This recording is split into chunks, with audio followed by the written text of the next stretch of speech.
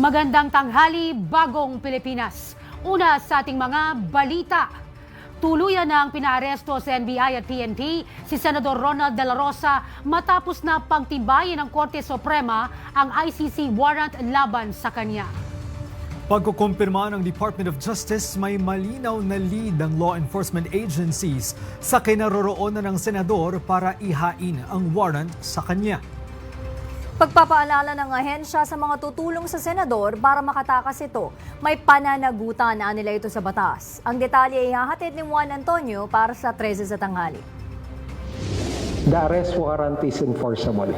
Ipinapaaresto na sa NBI at PNP si Senador Bato de la Rosa sa bisa ng arrest warrant mula sa International Criminal Court bilang co-perpetrator sa kasong Crimes Against Humanity. Nagugat ito sa madugong kampanya kontra droga noong Duterte administration. Pinagtibay ng Korte Suprema ang validity ng ICC arrest warrant matapos ibasura ang petisyon ng kampo ni De La Rosa na magpatupad ng temporary restraining order o anumang interim relief. Based on all these four basic premises, I would like to confirm. One, the Philippine law enforcement agencies, which would include the PNP, the National Bureau of Investigation, are now tasked to effect the arrest of Senator Bato de la Rosa. Kinumpirma rin ng DOJ na may aplikasyon para sa red notice ng Interpol laban sa senador. Bahagi ito ng legal remedy ng bansa para maipatupad ang arrest warrant ng ICC at hindi makaalis sa bansa si Bato. There is an application for an Interpol red notice.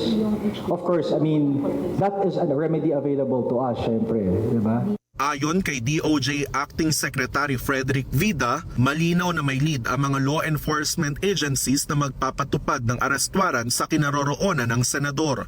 Gagamitin na nila ang kanilang actionable information kabilang na ang pag-access sa CCTV. We also made a request to the MMDA for all footages related to, especially during May 14 after the 2:30 a.m. Apparent escape of Senator Bato from the Senate premises. Nagbigay babala naman ang DOJ para sa mga kakanlong kay De La Rosa.